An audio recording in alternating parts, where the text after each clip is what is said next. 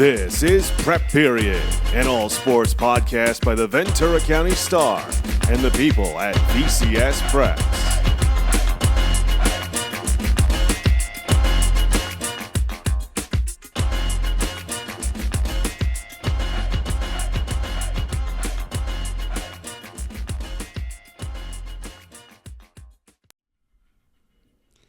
Hello and welcome to episode 25, the Big 2-5 of Prep Period, the Ventura County Star's all preps, all sports podcast. My name is Dominic Massimino. He is Joe Curley. We are sports reporters here at the Ventura County Star. It's a big day for a couple reasons. It's the Big 2-5, which is big for us, and then we are also testing some behind the scenes stuff, some vertical in the background. Vertical video in addition to the horizontal video. So fingers crossed everything goes swimmingly and according to plan, but there may be some technical difficulties. We'll see how it goes. Joe, how are you doing? Leave it to the new kid to think 25 is a big number. Dude, that's 1 year younger than I am. That's a lot. Although it's it's a big weeks, number. Anything years. over 40. Anything over 40 is a big number. Wait till we get to spring season. So you can get excited. I love it. So, Just kidding. So, big couple of weeks for us, Joe. Or weekend, I guess. Big week. Big couple of rounds of playoffs for us. We had, this first and second round of girls and boys basketball playoffs. We had tons of soccer action in the playoffs. We are now reaching the quarterfinals for basketball. Pretty exciting stuff. That's what we're going to talk about today. We have kind of a packed show. We're bringing on lots of special guests, which means that I want to zoom through this early basketball segment when I, give you guys kind of the info on everything that's happened, some quick scores, and some matchups for the second round. How's that sound to you, Joe? Yeah, let's get to the interviews. What get to the good stuff. If you were under a bus for the last week, what did you miss basketball wise in Ventura County? So here we go. For girls basketball, we have a very exciting quarterfinal round coming up. We have 6 teams left. 5 teams moved on to the quarterfinals with wins last night. So you have, we'll just start in Division 1 and go down. You have Ventura taking down Bishop Montgomery, it was, on the road. Kai Stanlin scores 28 points. Brindley Anderson has 19 as they win 50-40. The Cougars are back in the Division I quarterfinals for the second year in a row. Lost last year by about 12 points to Rancho Christian, and kind of a heartbreaking loss for the Cougars. But they're back. They're back in that round, hoping to get the win this time around. In Division II, you have Camarillo taking down Rancho Cucamonga 54-42. They limit Rancho Cucamonga to just 10 points in the first half of that game. Kind of crazy. They got point guard Maya Ray Smith, the flag football star, back. First game back, she has 6 points, 7 rebounds, and 4 assists for the Scorpions. Kind of the story of It's a big ad. Yeah, kind of the story of the season for Camarillo is they've put all of the pieces back together as the season has gone on. Yet Emerson Martin, the star forward, missing for most of the season after an ankle injury. She comes back and has 23 points, 9 rebounds tonight. I think it's her 5th game back. So they got her back right at the end of the regular season, going into the playoffs. And then you get your point guard back in the second round. So big for Camarillo. Division III, Oxnard takes down Aliso Niguel 37-34. Kai Buhane, a name that I'm kind of getting familiar with. She has, the sophomore guard, has a game-tying 3-pointer late, and then hits 2 clutch free throws to help put Oxnard ahead. They get the win. They avenge, Oxnard rival, but also, close compatriot, Rio Mesa in the first round, who lost to the Aliso Niguel team. District teammate. I like that. D7, the game I was at, Foothill Tech gets the big win over Fillmore. It's the Tri-Valley number 3 taking down the Citrus Coast number 2 this season, led by just a big day from both of their kind of star forwards in Jocelyn Morales, who had 24 points, 10 rebounds, and Bella Baum, who had 14 points and 15 rebounds in this win. They have an 18-7 fourth quarter, just puts this one away. Super fun watching that game, seeing a couple of couple of local teams facing off in the second round in D7. Well, I'm just glad you found the gym. I mean, that was a big win. Well, quick behind the scenes. I walked the entire circumference of the Fillmore You're now an expert campus. in the campus. I've made friends. I got directions. You found a place to eat. Found a place to eat. Thanks Shout out Coach Charlie Weiss of the Fillmore football program for putting me on. And so Foothill Tech is going to host Laguna Hills in the D7 quarterfinals this coming round. And then in D9, you have Channel Islands taking down, visiting Jurupa Hills 37-31. You get a 22.6 rebound, 5 steal performance from Maki Placentia. I believe I forgot to mention this to you. Is this Anthony's kid, our former Star staffer, Anthony Placentia's kid? So that's big time. And shout out to the Star connection there. What was Larry Fitzgerald's dad's name? It's like Larry Fitzgerald's dad was a columnist for the Milwaukee or the Minnesota paper. Oh, so when Larry Fitzgerald was coming up, it was like a big deal that it's like the reporter's kid was like a star. That's awesome. And it's like I think Anthony no longer works for the Star, but he was with us for so long. He's like a brother. So it's really cool to see this happening. So I was going through to the photos to put on our graphic for this episode. And I saw that the courtesy photo that we got was from Anthony, and I was like, "There's no way it's another." Oh, really? Anthony. Yeah, exactly. And he's giving us photos. And he's giving us photos. Yeah, the legend. So that's pretty awesome. And maybe just give the Deuces stat of the week here because it's perfect time for it. Channel Islands girls basketball. They're in the quarterfinals for the first time since the 1992-93 season. Wow. And they have never reached the semifinals, so a chance to make true program history there at Channel Islands. Really exciting. And then we said 5 teams advanced, 6 teams left. The big news in the Open Division is that Oak Park gets a big win over Corona Centennial in the second round of pool play. They're going to have the third round off because they played Sierra Canyon in the first and Corona Centennial in the second. They're going to be watching to see what happens in that Sierra Canyon Corona Centennial game. If Delaney White and Sierra Canyon defeats Centennial, they're into the quarterfinals. If Centennial wins by 11 points or more, taking down Sierra Canyon, then Oak Park would be out. So that's the behind the scenes with the point differential and all that kind of stuff in the somewhat complicated Open Division pool play. Yeah, which it's been years since we've had to learn these things. So, we haven't been, I've been an expert in Open Division girls soccer competition, not so much in girls basketball. So we're learning here with the Eagles. Yeah. And that was, I should say, Oak Park's first program win in Open Division, first Open Division win in program history. Yeah. So it's Ventura and Oak Park, those two teams. Did Ventura get wins in the Open Division? I don't actually know the So stat. Is it the county's first Open Division win? Might be. We have to look. It might be. Could ask. Might have someone we could ask. Who we're going to ask. Send the text. We'll know in like 2 minutes. She's coached a lot of games.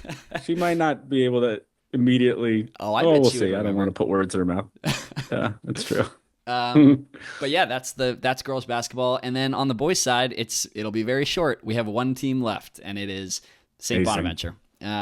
So what a run for the Seraphs these last 4 years. Yeah, really incredible. I mean, we're going to talk about it again with head coach Wolfgang Wood in just a moment, but the story here is you lose. It's an exodus, and I'm not scared to call it that. You lose like half your team, including a player who we thought was on track to be a player of the year later on in Charlie Adams. Player that would keep them above float for the next 3 years. Yeah, exactly. And he transfers in the offseason. You lose a lot of those role guys. You lose 2 really talented seniors in Sam Seiden and Matthew Wilson. They're kind of core. And it's like, okay, well, we'll see what happens with St. Bonaventure. And here they are, our final team left in the playoffs in D6. They went on a 19-0 run to start the second half. of their second round game. They get the big win. Just really awesome. We're going to talk about with Coach Wood about some of the guys that stuck around during that exodus and who now are, stars on this team in a little bit. But Joe, you covered these early Wolfgang teams at St. Bonaventure before I got here. Like, pretty cool, I must imagine, to kind of see what he's done there. Well, we're going to talk to somebody else who won Division 6 in one of the sports last year, and I'm wondering now if we'd have to go up and down, and is six would have been the old 3A. So I wonder if they're kind of where they've been these last couple of years, or if they're a little further down. No, that's a good point. Because I wonder if they've got now a better shot of, making this run, or it just seems like they do because 6 is, would it be 4A? Would they have been down? Anyway, maybe do that really quick. What were they last year with 3? They were 2A. They were all the way up in 2A. But yeah, I've seen a couple of those teams that they were playing, that they played in that 2A bracket last season. And, there's a lot of movement year by year, as you know. The new system, sure. It's just based on what you did that year. So lots of opportunities to move. Sorry, I got to send. But just the fact that they're I'll riff here. Just the fact that they're the last boys team. They weren't the last boys team alive, I think, when Buena made the state final, which was maybe the first or second year they went to CF. But, just that Bonaventure essentially was the last boys basketball team alive in Ventura County, or there or thereabouts, for the last 4 years is an achievement in its own, and shows you kind of what they've been able to achieve. Bonaventure's always been a good basketball program. Under Coach Frank, they were very good year in and year out. Back when the divisions were, according to, different things. So, they were kind of a small school, not a powerhouse, but they were competitive in their small school situation. But, now, the fact that the girls won a game in Division 1 and the guys continue to have the success. St. Bonaventure's a football school, let's be honest, but, the basketball coaches are making it very hard for, that label to stick.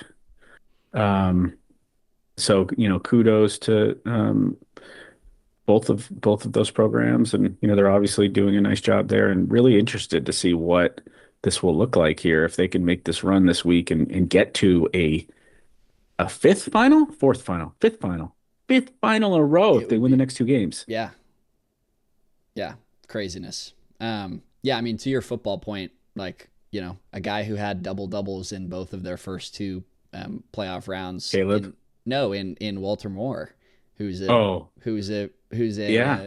Division 1 commit at defensive end, comes back this season after getting a scholarship and is like, Walter Moore could ball. I'm going to play. I'm going to play even though I have that future secured in a different sport. That's really cool too.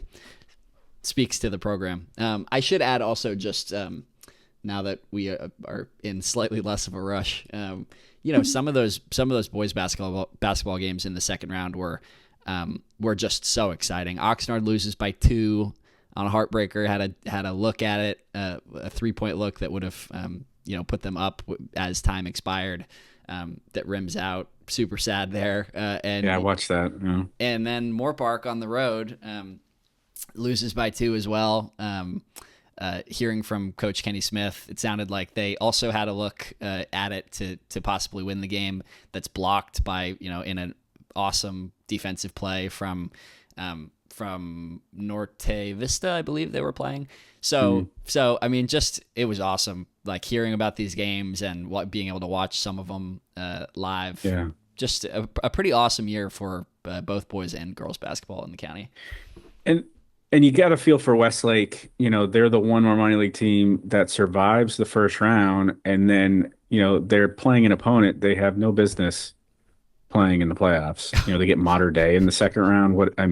We can talk about I have some thoughts. I was about to compliment the system based on what Channel Islands has done in a couple sports recently, but Modern Day, if they don't make the Open or the first, they should not be playing Westlake anyway.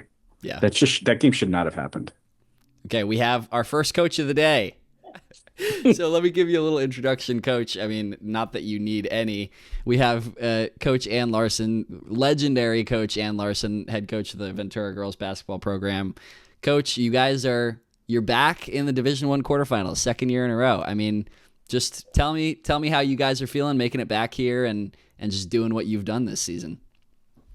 It's been so fun. This has been such a neat group of kids. I've got some kids that have been, some seniors that have been around for obviously the 4 years, and I've got some young kids that really don't know what's going on, which is awesome. It's been fun. They like to play, they like each other, and they want to keep playing. I think that is the most important thing when you get this far in and you get into the playoffs is, do your kids want to keep coming to the gym? Do they want to come to practice? Do they want to play in these games? Do they want to do all the little things it takes? Some kids are just burned out and they're ready to be done. And I definitely don't get that feeling, which is what you need to have. Over the years when I've had teams that have been successful and gone farther along, they want to keep coming. They want to keep coming to the gym. They want to keep playing.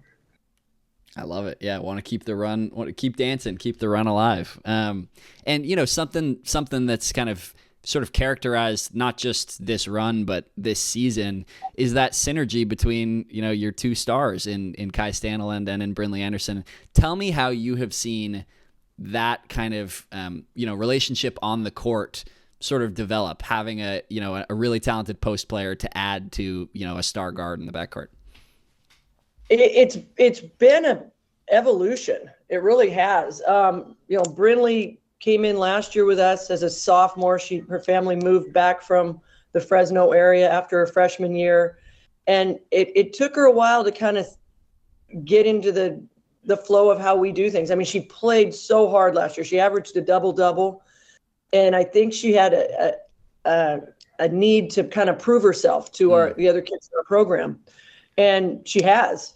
And, when you've got a really good player like Kai Stanley last year in her third year, running the show and being the leading scorer and, setting the tone, and then you bring in another kind of stud, they have to kind of earn their stripes.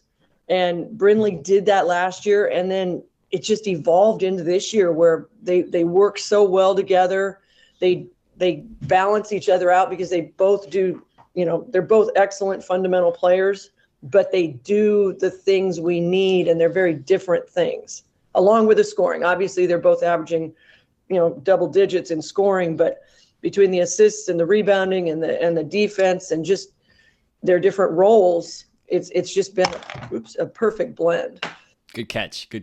And you it's no secret you've coached some amazing teams in the history of Ventura High girls basketball. You guys reached 1,000 program wins this season. We wrote about that. I mean, what to you is special about this group? What kind of differentiates this specific team from maybe some that you've coached in the past?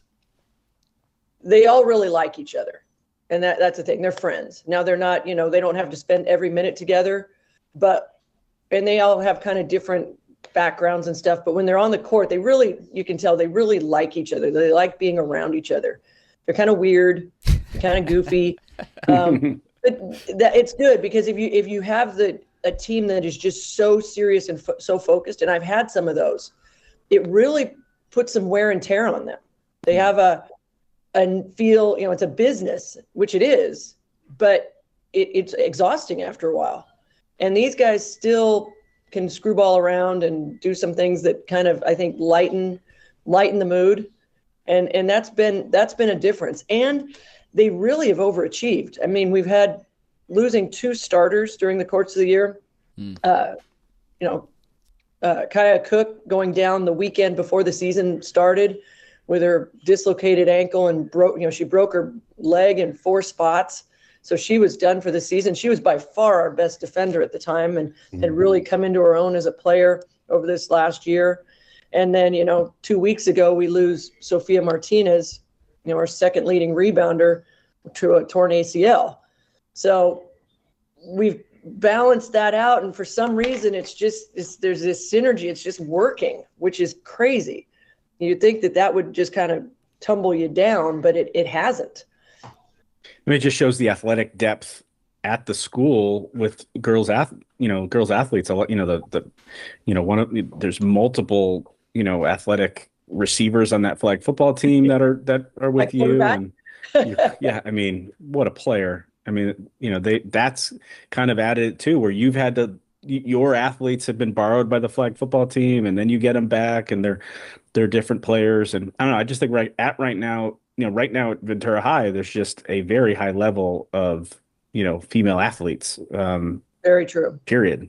They're athletes, and we've got coaches starting to share athletes again, right, which is super important. I mean, when people started talking 2 years ago about flag football, or 3 years ago, I guess now, everyone was, up in arms. It's going to be, it's going to take away from the kids are going to play flag, and then they're not going to come back to winter sports. And it has not, at least at our school, it has not been the case at all. Frank Jordan has been just amazing.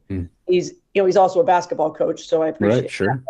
But, these kids, it's club season right now for flag football, and it's turning into a college sport. And so some of these kids are really being pressured to focus, do that singular focus. And, I've got, I had Kaya too, but I have Ava Ortman and Maya Rodriguez, who are, studs at flag football. And now they're coming out, and it's really toughened them up. Yeah. It's really changed them as athletes.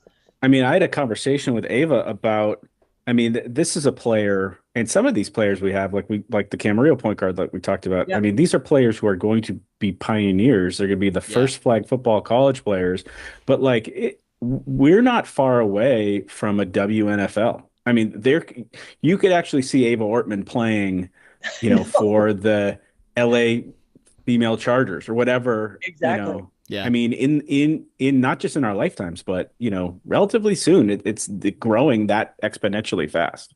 It is, and you look at it. I mean, it's such a unique sport too. I mean, I know we're not on here to talk flag football, but it's such an interesting, unique sport because it's not that smash mouth stuff. It's a very artistic sport in a way. I mean, it's got some basketball to it. Yeah, it does. I mean, you have to have good feet. You have to have, I keep talking to kids, everything's about your hips. It's where your hips go is where everything goes. Huh. And it's just they balance each other out so well. And you got to be tough, which I like. And that's the Ventura High girls basketball Big program for you. There. I mean, that's Ventura. Now that we have you on here and we're talking about, obviously one of the cool things about the program getting to 1,000 wins was the fact that on record that they could figure out, obviously we think Berkeley's there too, but they don't know for sure. The two schools that have done this are the two Ventura schools. And so we know, basketball is very special in the city of Ventura.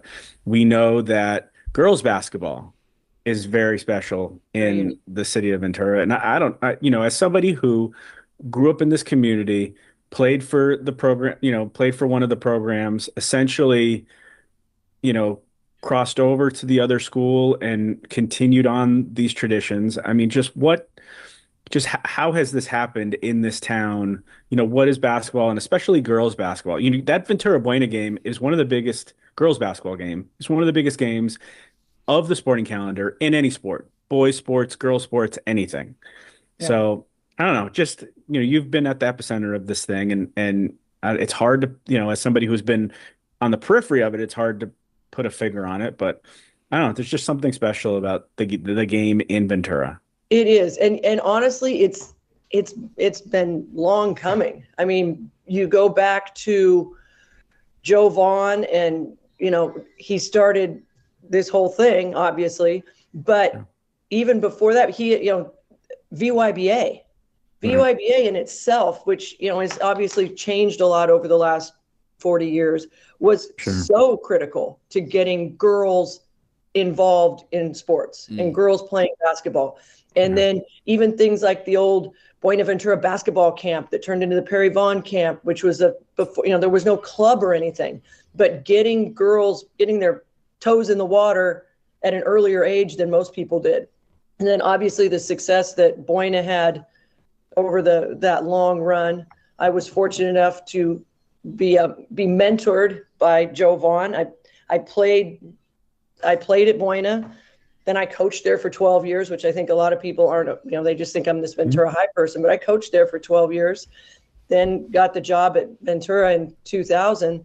But, that was so much of that success at both high schools was set well before I got there. I've been able to just kind of fortunately be successful enough to keep some of that momentum and that legacy going, not just for Ventura High, but just for, the town in general. I think you've got to have both schools at that level for that to happen. Yeah. Well put. Yeah. I mean, some of my, I've seen a lot of sports over the last 25, 30 years, and, Ventura Point girls basketball, some of those games, some of Joe's teams at the turn of the millennium, some of your great teams, some of, Coach Ned's teams at VC, just something about the girls game in Ventura, which is just super special and a lot of fun and which is really cool. So it is. And then you got to appreciate the fact that the community supports it. I mean, communities tend to support winners. I mean, everybody's a front runner in a way, but, riding the coattails and all that.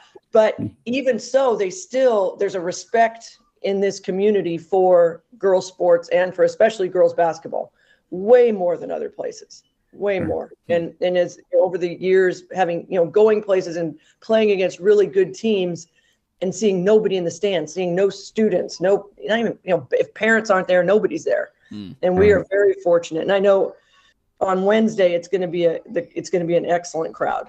I keep telling the kids, I say, I know we haven't had the crowds that you've seen over the years, but you just wait till Wednesday. There's going to be a boatload of people there. I guarantee you.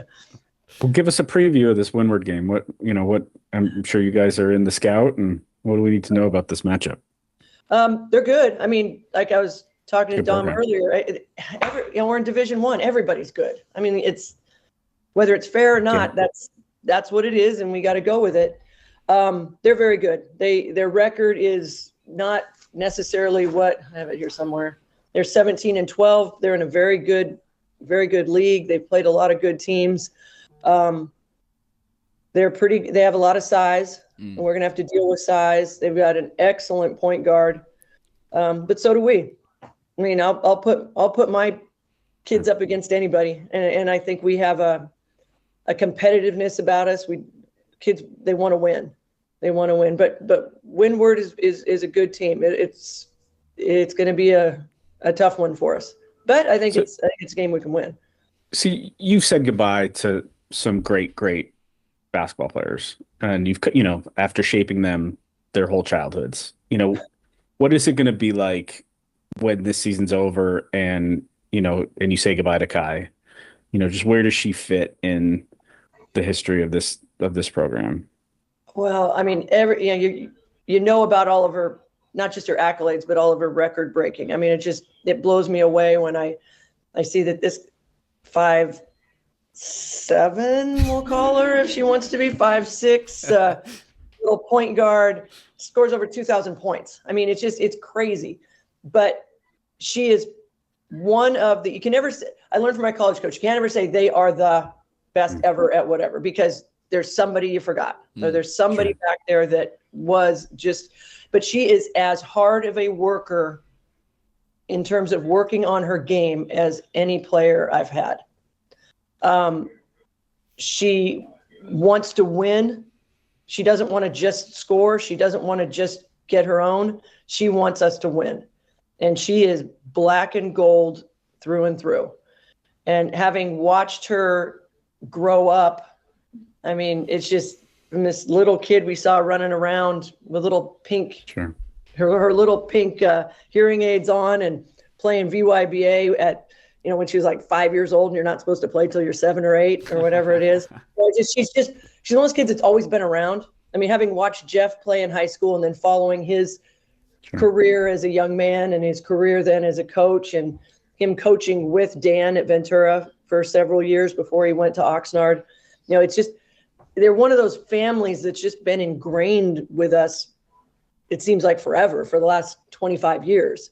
So I'm excited for her. I mean, Point Loma got a nugget. They got a deal.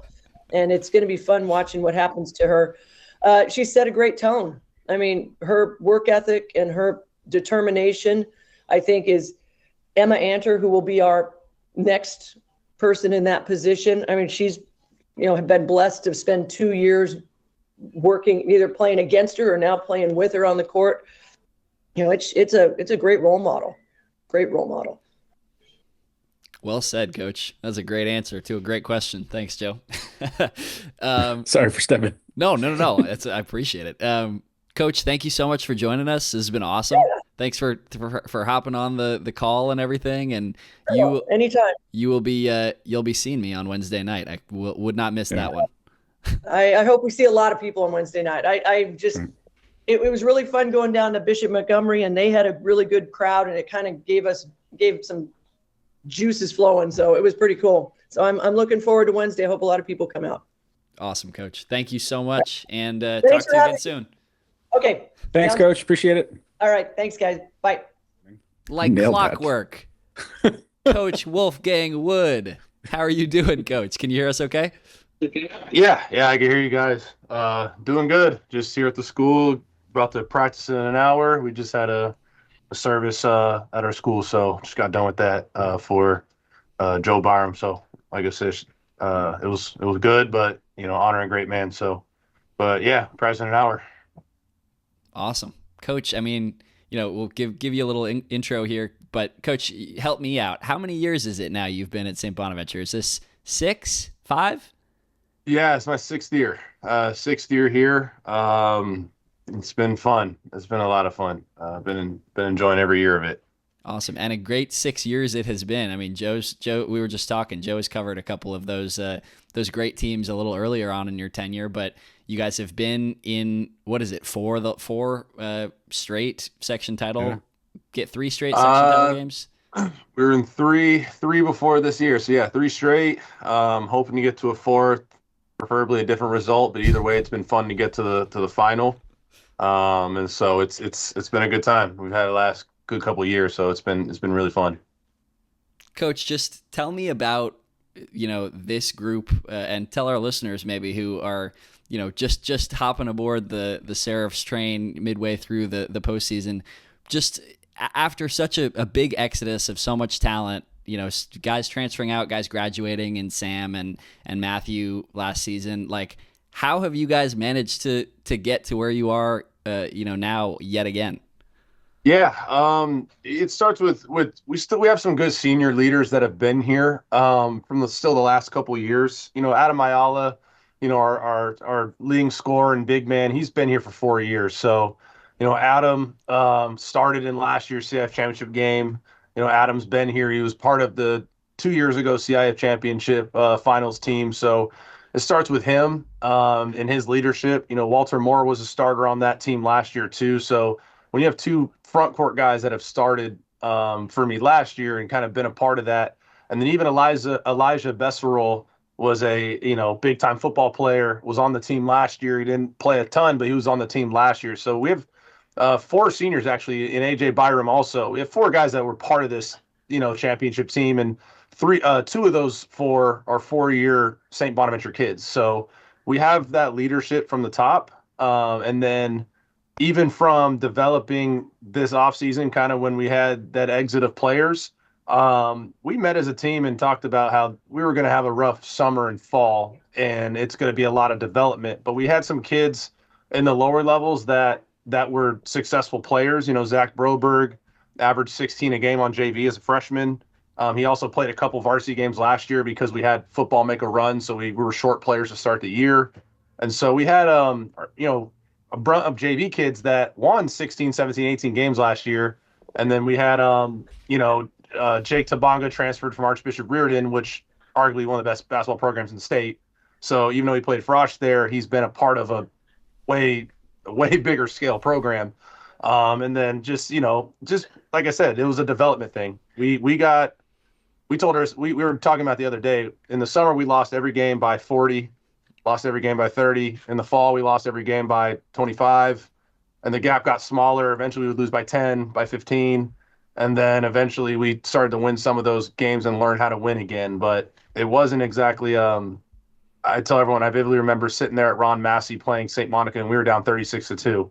in September, but our guys stuck together and understood this was a process of getting back to where we need to be.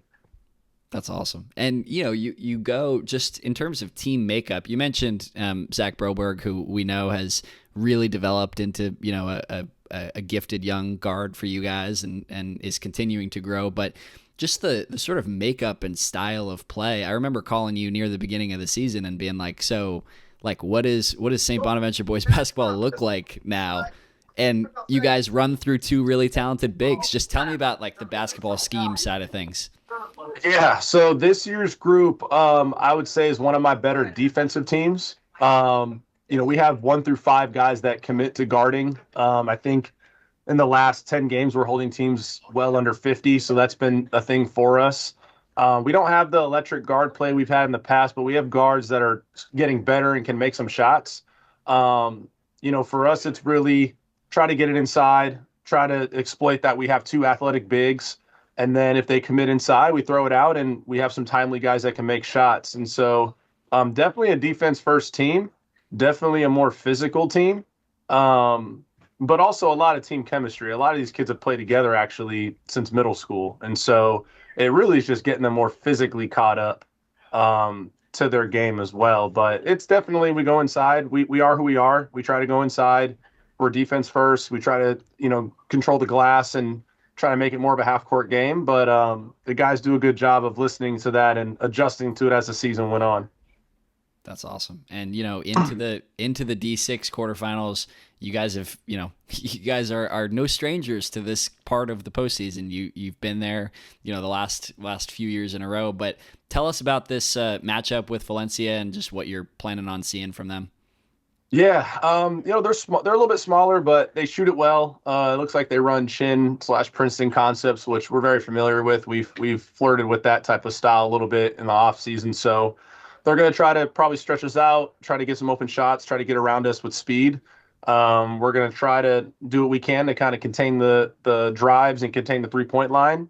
And then for us, it's just, sticking to defense. I tell our guys, if we take care of the ball and if we take care of the basketball, we'll be fine. It's really just taking care of the ball, limiting them to 1 shot each possession, and then just coming down and working methodically to get a good shot. And so we know what kind of style they play. We're getting ready for it. I think in the playoffs, it really just comes down to limiting turnovers and just valuing each possession. Yeah, limiting teams to 1 possession when you got a couple of walking double-doubles in Adam Ayala and Walter Morris definitely makes that a little easier, huh? Yeah. No, it's, and, I give credit to them. Like I said, Walter Moore being a Division I football signee, a lot of kids, when they sign to Division I, they might not want to play their senior year of basketball. So I give a credit for him for sticking it out. Even Elijah Besserell, a football kid who's talented, sticking it out. And so I give a credit to them and even our coaches, the Highland game. That was a lot of that was on the coaches and their ideas, the assistants, giving us some good ideas in the second half to help us with that run. Definitely. Joe, you got any questions for Coach before we let him go? No, I mean, obviously, we were teasing, we were joking about, obviously, St. Bonaventure is known as a football school, but when you consider what UND have done this year, what you've done recently, I think, I think you guys are getting close to the basketball school moniker here. I don't know, just how and it's always, St. Bonaventure's always had a good basketball program, under Coach Frank and other predecessors. But where do you think you guys are now compared to where you started? The process of this team winning big games and being, you guys are competing year in and year out for the biggest prizes there are. Yeah, I know before I got here, Pat Frank had the program successful, so it wasn't like they weren't winning at a basketball scale here. Even with Coach Marin, Coach Marin did a really good job also with the girls program. Mm-hmm. I think what we've tried to do here is just make it where each year, even if players graduate or players leave, we have a longevity in our program. And so with us, it's been having some good players in lower levels that can come up and develop, and not having to rely on if we have to get transfers or rely on one player. And I think this year's kind of reflecting that with, most of our team is actually from our JV team last year. And also too, and a unique thing in this day and age too is about half our team plays another sport. So, a lot of our guys have their baseball cleats in their car ready to go onto the baseball field in about a week or two. And so for us, it's my goal has just been trying to have a longevity program of having players that can come in, develop here freshman through senior year. And obviously, if a kid comes in, I know in this day and age that happens, that's great. But for us, it was just to, I always look at a college scale. There's the Mission League, which is like the Dukes and the North Carolinas and the Blue Blood schools, but I like to think of us like a Davidson, where if you don't take us seriously, like we have a chance to pick you off as a bigger program, and we just want to be a team that's competitive at that at a pretty solid level every year. So that's kind of been the goal, and the kids have been matching up with that. The coaches have been matching up with that. Athletic administration has been aligning with that too. So it's been kind of a complete tribe of us doing it, a village of us doing that. And I think we've gotten close to where, at least when you talk about programs year in and year out, we just want to be considered in that conversation. And so that's just been our goal each year. Awesome. For sure. Coach That's Wolfgang, where you are. Coach Wolfgang Wood, thank you for joining us, man. Congratulations, back in the quarterfinals of D6 this year, yet again. Best of luck this coming week. Thank you. I'll talk to you guys soon. Talk to you soon, Coach. Bye-bye. You'll see Tom tomorrow night, I think. Yeah, I'm going to be there. See you. Later, Coach. Thanks. Cool. Damn. We are two segments in, two awesome interviews into this episode. This Looking is awesome. along. Joe, why don't you do you want to jump us over to the soccer side? Yeah, let me take over. Yeah, boys soccer. Let's go with all right, so there's 6 teams left in boys soccer. We almost got all the Oxnard teams through. We kind of had a little controversial moment there in Division 3 with Oxnard losing at Little Rock. They were 1 up late, and Little Rock, I posted the video. They get a penalty on an obvious dive. And so that's kind of, it's soccer. It happens.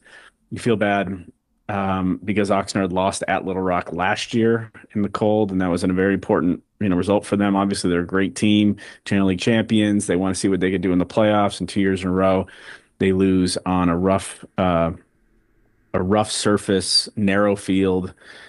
Just kind of the thing that sometimes happens in the CIF playoffs. But we do have 2 of the big Oxnard powers through the second round to the quarterfinals. Channel Islands, the defending Division 6 champions, they're in the quarterfinals of Division 3. They're going to Little Rock tomorrow, and we'll see if they do any better than the Yellow Jackets. Adrian Padilla and Aiden Bernal scored in a 2-1 win over Long Beach Poly. Edgar Mendoza at Murrieta Valley in the second round scored a huge goal on the break to put them up 2-0 at the break. And then right when Murrieta Valley got back in it at 2-1, he hit a laser from about 20 out, that bar down, just phenomenal goal.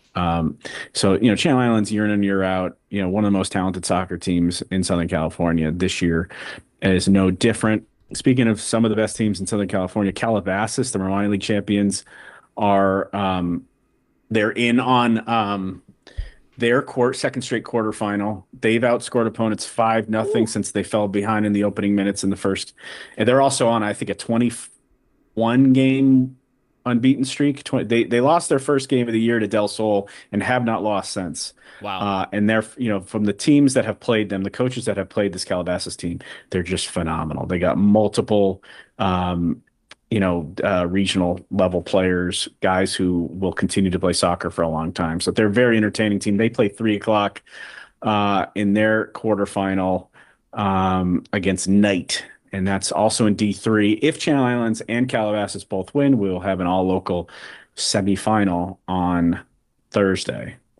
Division 4, we already mentioned Pacifica. They got a golden goal from Luis Avalos to edge Saugus 2-1 in the first round, and they handled Baldwin Park 3-1 in the second round. So they're scoring goals. They had a huge unbeaten streak in the middle of the Channel League to push Oxnard until Oxnard got them real late in the season in a great game I covered on Gonzales Road. They're in the quarterfinals for the fourth time in 5 years. Gives you a little bit of a sense of how great that Tritons program is there with Coach Navarro. Yep. Santa Paula. So Pacifica's at Lakewood tomorrow. Santa Paula is in that same bracket. They're at Irvine University in Division 4. They beat Carpenter. It's a really wild thing that happened in the Division 4 boys soccer bracket. We mentioned this last week where Santa Paula lost to Carpinteria in league play, which enabled CI to win. Then Santa Paula got matched up with Carpinteria in the first round of the playoffs, which should never happen. Absolutely brutal decision from CIF to allow those to happen. Santa Paula got the revenge, though, won 3-1 in the first round. And they had a really weird game with Montebello in the second round where Montebello defender essentially batted the ball off the goal line to save a goal. He was sent off. So Santa Paula was a man up for most of the game, but the Montebello goalkeeper is really good. He saves the resulting penalty. So even though, so Montebello ends up saving that goal, even though the player was punished. And then, luckily Santa Paula scored right before halftime, but they really weren't able to take control. Coach Elizares, who I talked to after the game, was just saying that, for some reason, when you're up a man, you kind of have this confidence, and it made them a little, kept them from being as aggressive. And, maybe they relaxed a little when they were up a man, figuring they had it won. And, a lot of times when you're down a man, the other team's working hard and is in it. And so, that can kind of be a little bit of a trap, but it ended up working okay for Santa Paula. If both of those teams win on Tuesday, we'll have a Santa Paula Pacifica semifinal, which will be absolutely massive. I want to mention this D3, probably where I'm going to be tomorrow, is Westlake at Camarillo. Obviously you got a Westlake team that was second to Calabasas in the Marmani League, and you had a Camarillo team that was third in the Coastal Canyon behind two of our better programs in Moore Park and in Oak Park. But that matchup is super exciting because you've got two of the best strikers in Ventura County, Aiden Reinhold, who was really impressive the other day when I just had you freeze, Joe, real quick. Oh, you're back. We're good. Okay, cool. Did we lose Chava? Unclear. Okay, I'll text him. Let me check real quick.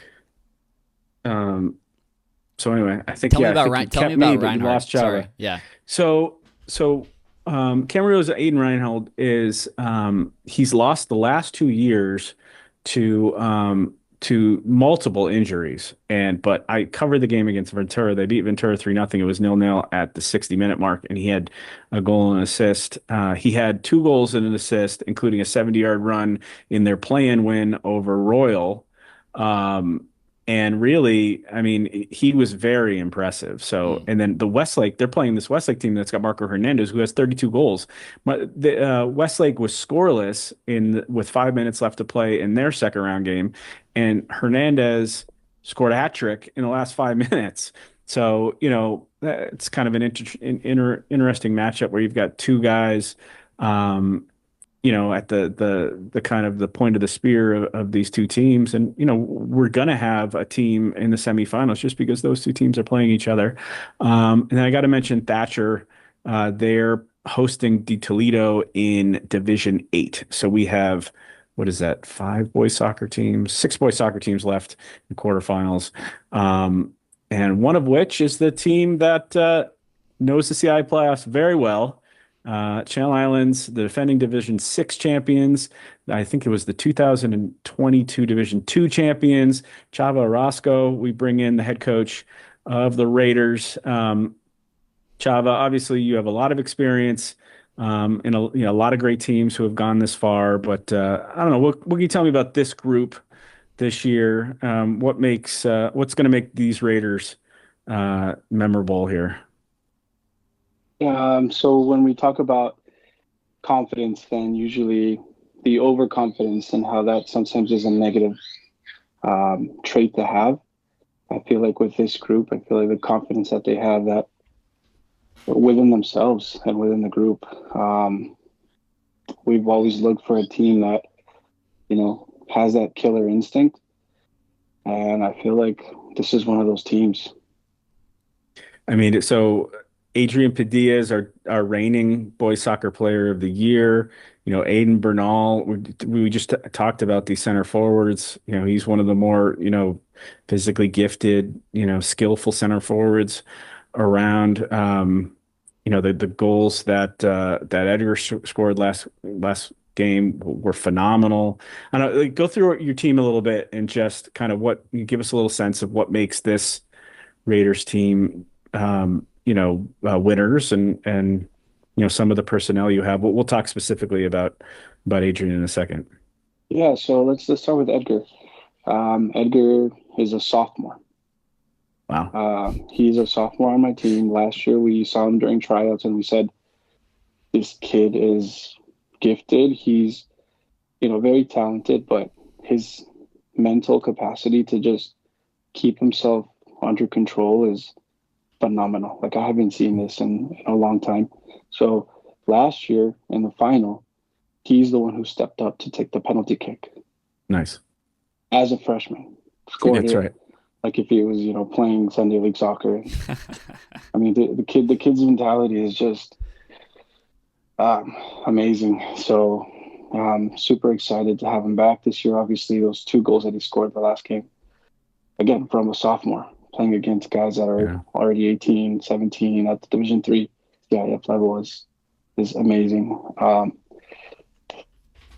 So then we have big man, Adrian Villanueva, our center back. He's been, 6 foot since he was a freshman. Nice. But just, in the last couple of years has definitely transformed himself in the ability to communicate with his teammates and the confidence that he's acquired to just distribute the ball a lot better is helping us keep 3 in the back.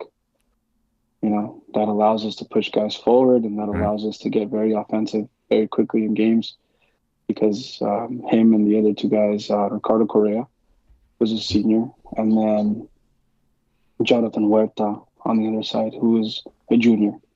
And last year as a sophomore, winning also the CIF championship. It's like these guys' mental, what would you call it? Matureness. Yeah. And their soccer IQ is just up there with the best of them. And that's what I feel like is making our team very strong this year. We've had what we could call Diego in the center midfield, who's a sophomore who can easily step into Sebastian Lopez's role. Sebastian Lopez also just being a junior. And then Rigo Macias, who's just not afraid to commit to any tackles. And we've talked about it before. He's gotten us in trouble a few times, with some PKs and some free kicks outside the box. But I mean, when he makes a tackle, it's beautiful. And he sometimes makes them at the perfect time where that's our last hope, and he gets it done, and it stops a counter. So now we go to Adrian Padilla, who is the type of player who can play anywhere on the field. There's moments last year where I think the feature I wrote was how you used him in defense because you needed, a steady hand in the back.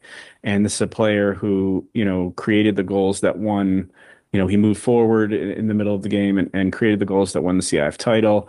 He was our player of the year for just how versatile he is. And now this year he's been kind of an attacking force. You've put him up front and used him, to kind of be the creative force going forward. But then interesting, Dom, what they do is if they're ahead and they've got the game under control, they can still move him in the back, and it allows them to be super versatile tactically and adjust to the game as it plays. I don't know, just the type of weapon that Adrian is and how you use him. It's part of what is in the DNA of this winning team. Yeah, so part of the reason why we had to move him around so much is because he was one of the guys who kept himself healthy throughout the whole season. With such a long season in CIF, having all those games, like you lose guys. You have guys that show up to the final and they're on half a hamstring or, they're sore and they just can't play up to the best of their ability. So we had to move him around to fill in some holes. This year, we're using him like just Joe mentioned. If we're ahead, we'll just drop him in the back, and that definitely helps us control the game a lot more. And the idea there is that we keep a lot of our guys healthy by rotating in, giving the subs some minutes and using guys that don't normally play in order to save our legs. And it's been a working formula so far. We have all our guys healthy, and we'd like to continue it that way. Well, Love it. switching the tone a little bit here. What do you think a Channel Islands Oxnard quarterfinal would have looked like tomorrow night? That would have been in a lot of people's minds the CIF final. Just Oxnard is so big now, and just the amount of people that would have been at that game would have made it so special. Both for the hate and for the support. Seeing one team win over the other, it would have been an amazing spectacle. I texted Miggy, who's a longtime friend of mine. We played together at Kalu. He's the head coach over at Oxnard. I said, "Hey, I'll see you in the quarterfinals." And that was our agreement. Unfortunately, soccer gods had different plans, but man, that would have been something special. So, you're going to be in the same situation that they're in, where you're going to be going out there, and I'm sure you saw, it's a skinny field, it's a grass patch, a little patchy, and we're going to have all these rains. How do you get yourself ready for? It's essentially probably going to rain the next 2 weeks. So, yeah. How do you play winning soccer under these conditions these next 2 weeks? Winning soccer isn't pretty soccer, man. Sometimes, winning soccer is going to have to be, if we can, let's just drive the ball into their box. And, you mentioned Aiden Bernal earlier, like Aiden do his thing. Just be a dog up there, and hopefully he knocks the ball down to one of our guys. And like Edgar did in the last game, just wherever the ball lands, just take a shot. Yeah. That's what CIF is about, is taking those risks. And if we have to go long and just hope for corners and free kicks around the box, and that's what we got to do. But I love that I have my assistant coach, Ivan Sanchez. He's a good player in his own right. Yeah, amazing defender, and one of the greatest people I've seen in the air too. And that's where he helps out a lot, right? Is that air ball, coaching guys to make sure that they're attacking the ball, but they're not just sitting waiting for it, both defensively and offensively. And him and I will come up with something. I don't know if CIF will intervene if the field is a little bit too, it's up to the ref, right? The ref's the harsh. one's going to look at the conditions and determine whether or not it's playable. Because it's been raining a lot, and I can only imagine how, if there's no significant draining system there. What's up, Sabi? Sabi's going to chill until he's up. So, but yeah, man, we have to come up with something, and that's our role as coaches. Is we got to figure out a way for these boys. So, Chava, good luck. Obviously, we'll be in touch. And you got a shot to avenge Oxnard and keep on your run. Keep this CIF winning streak that you guys got going. So congratulations on the Citrus Coast League Championship, and keep me working, man. I want to work for another 3-4 weeks here. That's our goal, man. Our goal is first to get to the final, and then this time make a run at state, and we'll see how that goes. And thank you for all the work that you guys do, and I appreciate the time. Thank you. No problem. Thanks for the entertainment. entertainment. Thank you for coming, Coach. Thank you for joining us. My pleasure. Thank you. So we'll quickly pivot here to girls soccer. We've got 5 teams left.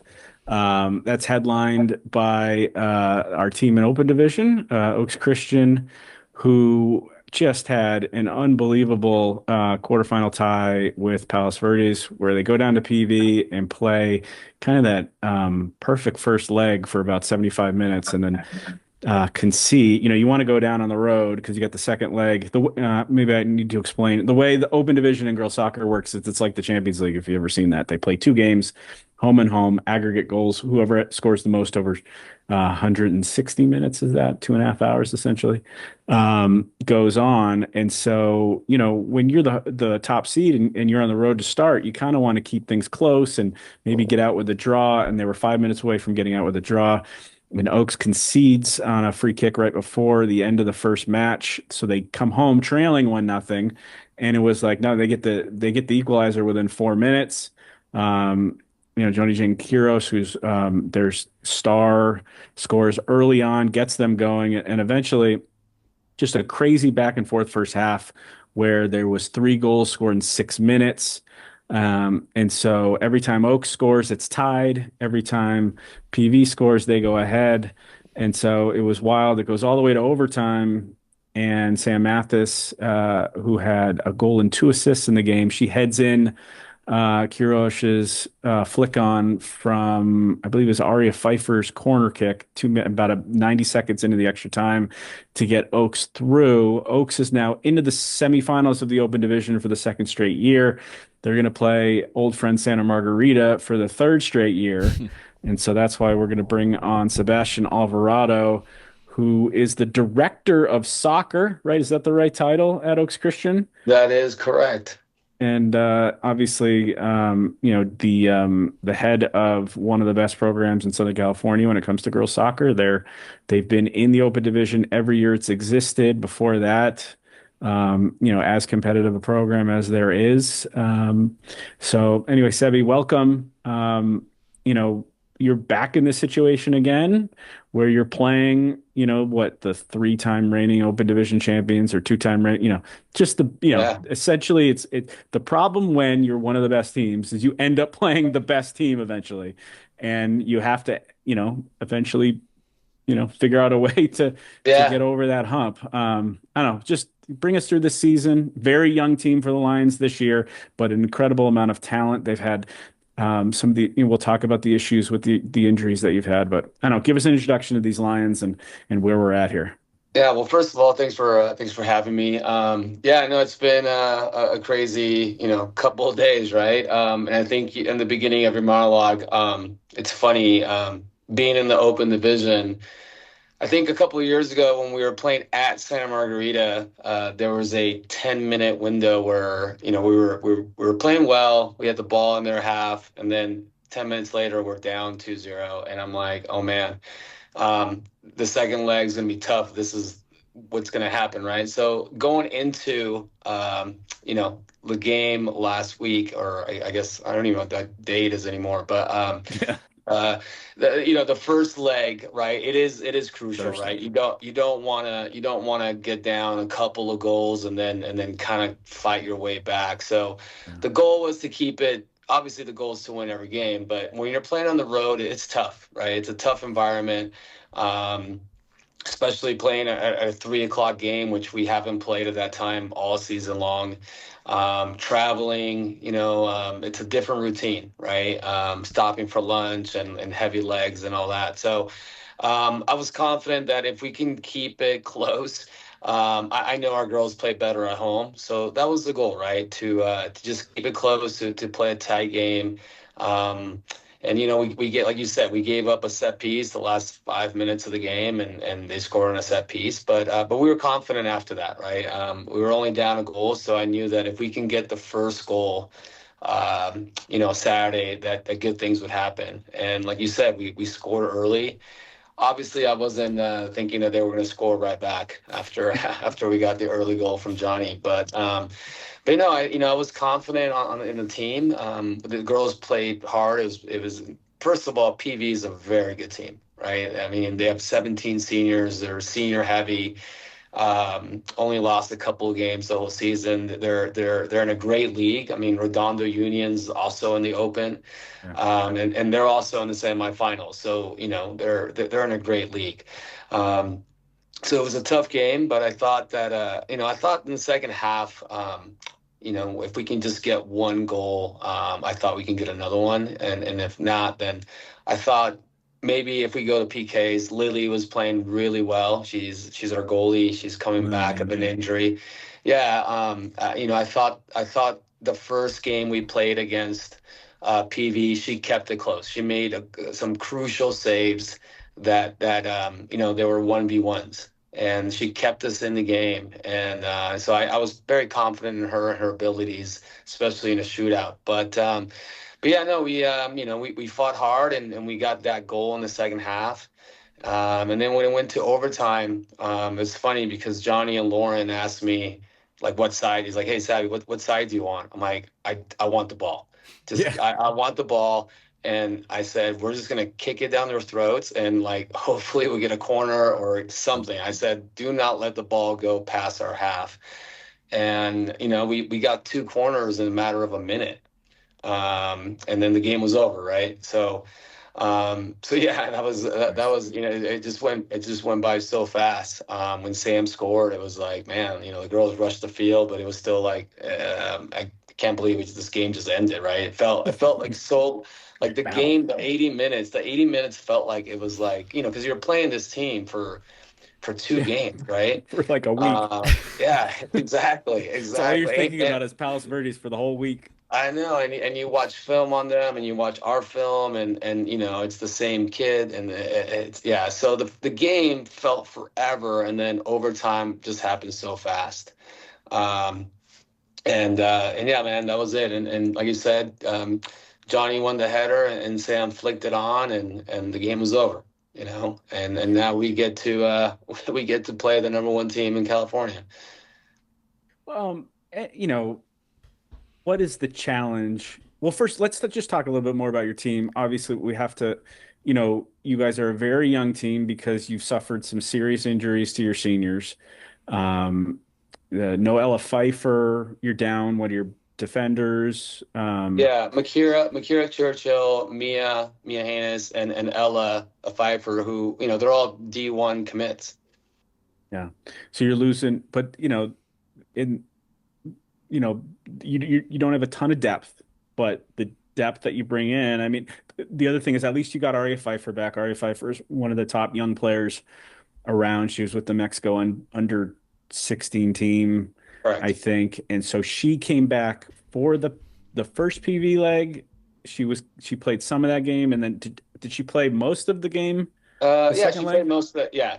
She didn't start, but she played most of the game for sure. She probably played 60 minutes of that second leg. So, even though you're down a center back, you're down one of your wingers, so maybe not 100%, but, with the talent you have, it just maybe means, you're not able to sub as much or adapt, adapt tactically as much. Yeah, no, the girls that stepped in, they're all sophomores and they all did great, right? The girls that filled in for those spots. The main thing is, as we talked, like, PV having 17, when you get to these playoffs, you also rely on your seniors, right? Lauren and Johnny did a great job for us, especially that second leg. They fought for 80 minutes.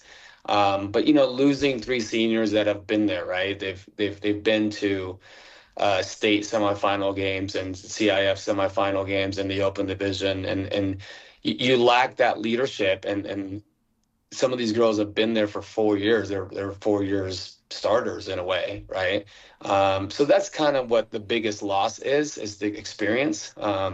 The girls that came in played great. They played just as good as the starters would have. It just, you lack that senior leadership, which they're giving it from the bench, but, it's not the same when you're out there battling inside the field. So having said that, I do want to give a shout out to Johnny and Lauren because, when you're battling against 17 seniors and there's only 2 of you, you're outnumbered a little bit. And they held their own. Yeah, Lauren Guyton. Was she won the? I was trying to think. There was something big she did in the second leg. She hit the set piece and she hit it on a rope, and the girl kind of headed it. It was an own goal in a way. She created the OG that got you an extra. Yep. That's what I was. Yep. Cool. Yeah. And then, obviously, we'll wrap up with just, obviously, it's a monumental task with Santa Margarita. Again, I'm sure, it's a team that at some point you're going to get past, and, why not this year? I don't know, just put it into words, what you guys are up against here this week, and what would it take to get through that? No, they're a good team, right? They've been, like you said, they've been a top program for the last 5-6 years. It seems like they're good at everything, actually. But yeah, no, we've the good thing is we've been to that field, we've played there, we're a little familiar with it, more than we were a year ago, 2 years ago, for sure. And now you get into the habit of how this works, right? As you said, it's like a Champions League mentality where, you got to play well at home, and you got to take care of business at home, and on the road, you got to play differently. And I think this time around, hopefully we can adapt. They're a very good team. They're good all over the pitch, right? Even when they sub in kids, they're just as good as the starters. But we have a good team as well. So it's going to depend on finishing, right, and defending, especially at home. Yeah, got to give yourself a chance to be in the second leg to win. So good luck on sure. That's Wednesday night at Thorson, and appreciate it, Coach. I'll be in touch. Keep up the great work. All right, thanks you guys for all you do. Right. Take care. Thanks, Ebby. Thanks. All right, bye. All right, so we'll quickly wrap up girls soccer situation. Division 1, you've got top seeded Westlake. The Chihuahua family has gotten them to their 6th straight quarterfinal. CC and KK combined with 3 goals in the first round. KK got a goal and assist in the win at El Dorado in the second round. So they host Rosary Academy on Wednesday night. Rosary Academy is the team that eliminated TO in the first round. Some of the big news here in girls soccer is Simi Valley. Simi Valley High School has not reached the quarterfinals. We got the Deuce stat of the week. Here's the Joe stat of the week. Simi High girls soccer reached the quarterfinals for the first time since 1998. Mackenzie Jameson has had 2 huge goals. She had the golden goal in the first round, and then she clinched the second round win with a ripping 35-40 yard free kick. I'm gonna have to put. I got the video. I'm gonna have to post that. The problem is I already posted her. I posted her golden goal, so she's clogging up our feed with these awesome goals. Division 5, another big story has been Del Sol making really its first team playoff run of any sport, if I'm not wrong.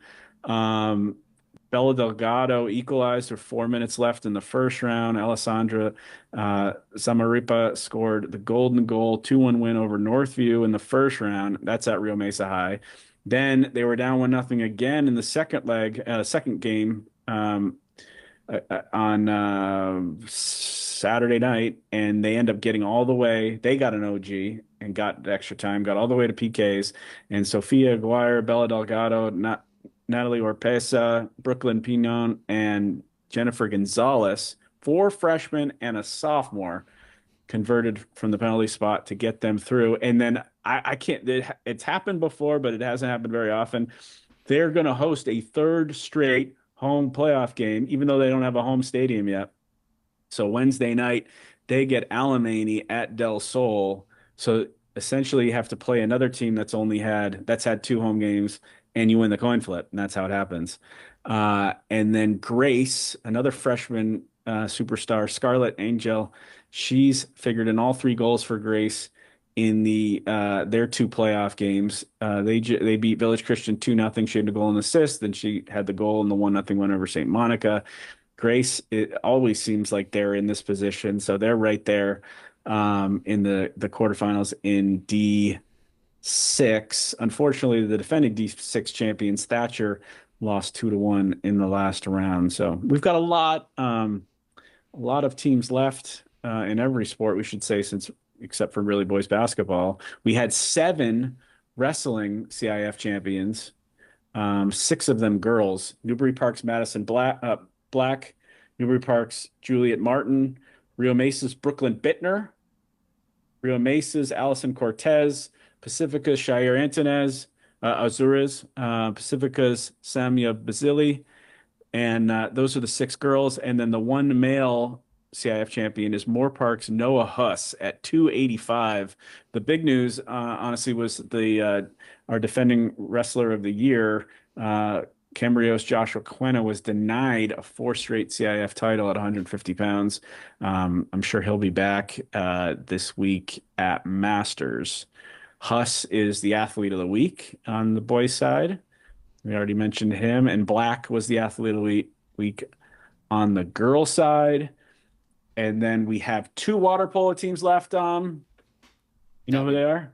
That we do, yeah. It's Oak Park versus Newport Harbor at 7:30 p.m. At Willett in Irvine. And then in D1, you have Agora versus San Clemente at 4:30 p.m. at the same location. Those winners advance to the CF Championships this weekend at Mount Sac. So things are busy, and they're getting busier.